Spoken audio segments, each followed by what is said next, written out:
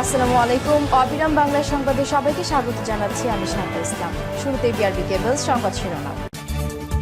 জানিয়ে দেব হাতে পাওয়া সর্বশেষ গুরুত্বপূর্ণ আন্তর্জাতিক সংবাদ। প্রথমে জানিয়ে দেব বাবাকে হত্যা চেষ্টা, যা বললেন ট্রাম্প পুত্র।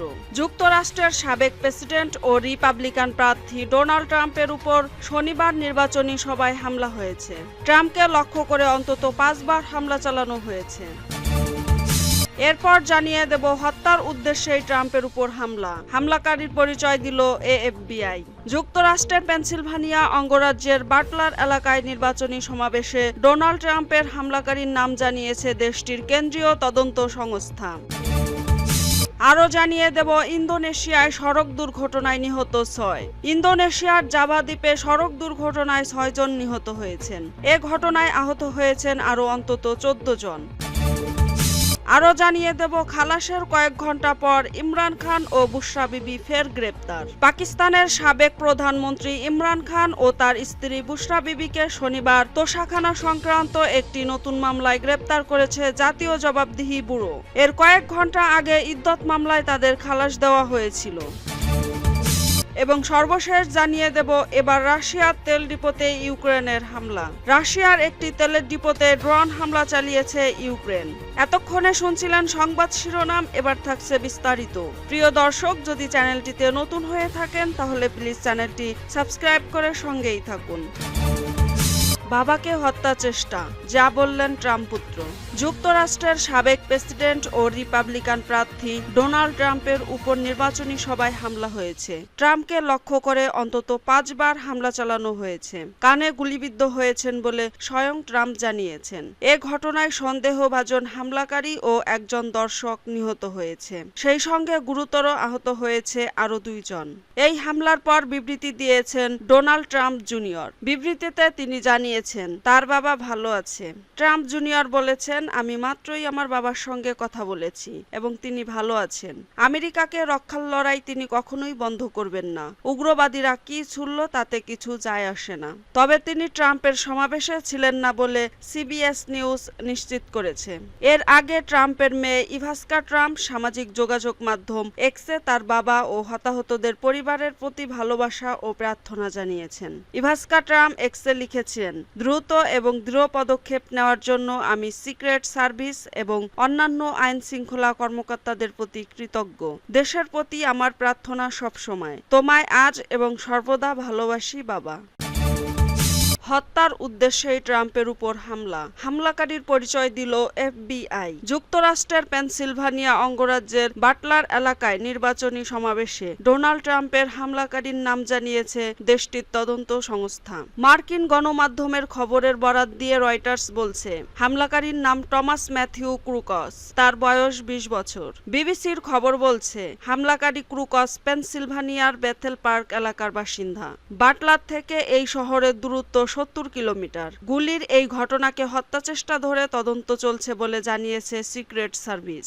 গতকাল শনিবার সন্ধ্যায় নির্বাচনী সমাবেশে সবে বক্তব্য দেওয়া শুরু করেছিলেন 78 বছর বয়সী ট্রাম্প। তখনই তাকে লক্ষ্য করে গুলি করা হয়। তিনি মঞ্চে বসে পড়েন। তার ডান কান দিয়ে রক্ত ঝরতে দেখা যায়। সিক্রেট সার্ভিসের সদস্যরা ট্রাম্পকে ঘিরে ধরেন এবং দ্রুত গাড়িতে নিয়ে যান। এমন একটি সময় ট্রাম্পের উপর হামলার ঘটনা ঘটল যখন যুক্তরাষ্ট্রের প্রেসিডেন্ট নির্বাচনে ভোট গ্রহণের আর মাত্র 4 মাসও বাকি নেই। আগামী 5 নভেম্বর যুক্তরাষ্ট্রে প্রেসিডেন্ট নির্বাচনে ভোট গ্রহণ হবে। 2020 সালের মতো এবারও ট্রাম্প ডেমোক্রেটিক পার্টির প্রার্থী জো বাইডেনের বিরুদ্ধে প্রতিদ্বন্দ্বিতায় নেমেছে।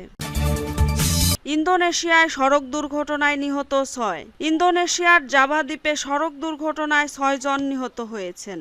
এ ঘটনায় আহত হয়েছে আরও অন্তত 14 জন। স্থানীয় সময় ভোররাতে জাভা প্রদেশের বয়ুলালি এলাকার 16 এনগাঁও মহাসড়কে বাস ট্রাক সংঘর্ষে এ দুর্ঘটনা ঘটে। বয়ুলালি পুলিশ প্রধান পেট্টাস পান্নিনগোতান সিলালাহি বলেন, রাত 3:15টার দিকে 22 যাত্রী নিয়ে সুরাবায়া থেকে ইয়োগিয়াকার্তাগামী একটি মিনিবাসের সাথে একটি ইটবাহী ট্রাকের সংঘর্ষ হয়। সংঘর্ষে মিনিবাসের চালক সহ 6 জন নিহত হয়েছেন। বাকি 14 জন আহত আহত হয়েছেন এবং 2 জন ক্ষতিগ্রস্ত হননি। আহতদের নিকটবর্তী হাসপাতালে ভর্তি করা হয়েছে। বাসের চালক চোখে ঘুম নিয়ে রাস্তায় বেরোনোর কারণে এ দুর্ঘটনা ঘটেছে বলে ধারণা পুলিশের। তবে সঠিক কারণ অনুসন্ধানে তদন্ত চলছে বলে জানিয়েছেন সিলালাহি। খালাসের কয়েক ঘন্টা পর ইমরান খান ও বুশরা বিবি ফের গ্রেপ্তার। পাকিস্তানের সাবেক প্রধানমন্ত্রী ইমরান খান ও তার স্ত্রী বুশরা বিবিকে শনিবার তোষাখানা সংক্রান্ত একটি নতুন মামলায় গ্রেপ্তার করেছে জাতীয় জবাবদিহি ব্যুরো। এর কয়েক ঘন্টা আগে ইদ্যত মামলায় তাদের খালাস দেওয়া হয়েছিল। এনএবির উপপরিচালক মহসিন হারুনের নেতৃত্বে একটি দল আদিয়ালা কারাগার থেকে পাকিস্তান তেহরিক ইনসাফের প্রতিষ্ঠাতা ইমরান খান ও বুশরা বিবিকে গ্রেপ্তার করে। তাদের প্রাথমিক বয়ান রেকর্ড করা হয়েছে।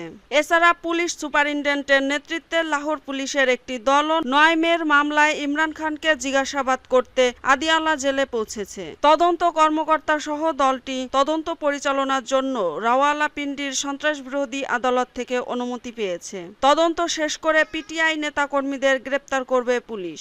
এর আগে একই দিনে ইসলামাবাদ জেলা ও দায়রা আদালতে ইদ্যত মামলায় এই দম্পতি বেকসুর খালাস পান।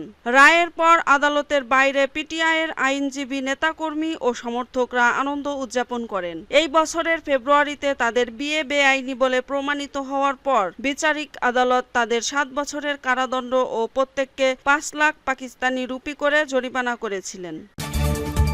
এবার রাশিয়ার তেল ডিপোতে ইউক্রেনের হামলা। রাশিয়ার একটি তেলের ডিপোতে ড্রোন হামলা চালিয়েছে ইউক্রেন। দেশটির রস্টভ অঞ্চলে এ ঘটনা ঘটে। ওই অঞ্চলে নিযুক্ত গভর্নর ভ্যাসিলি গলুভেভ টেলিগ্রামে এ তথ্য জানিয়েছেন। গভর্নর আরও জানান, পেট্রোল পরিশোধন করা ওই ডিপোতে ড্রোন হামলার পর ভয়াবহ আগুন ধরে যায়। তবে এতে হতাহতের কোনো ঘটনা ঘটেনি। এলাকাটি ফ্রন্ট লাইন থেকে 100 কিলোমিটার দূরে অবস্থিত। রাশিয়ার প্রতিরক্ষা বাহিনী জানিয়েছে, ইউক্রেনের 4টি ড্রোন তারা ভূপাতিত করেছে। এর মধ্যে 2টি রসতল অঞ্চলে এবং বাকি 2টি ইউক্রেন সীমান্তলগ্ন বেলগ্রড এবং উত্তরের কুরস্ক এলাকায়। 2022 সালে ইউক্রেন রুশ অভিযানের পর থেকেই উভয় দেশ পাল্টাপাল্টি হামলার ক্ষেত্রে ড্রোন ব্যবহার করে আসছে।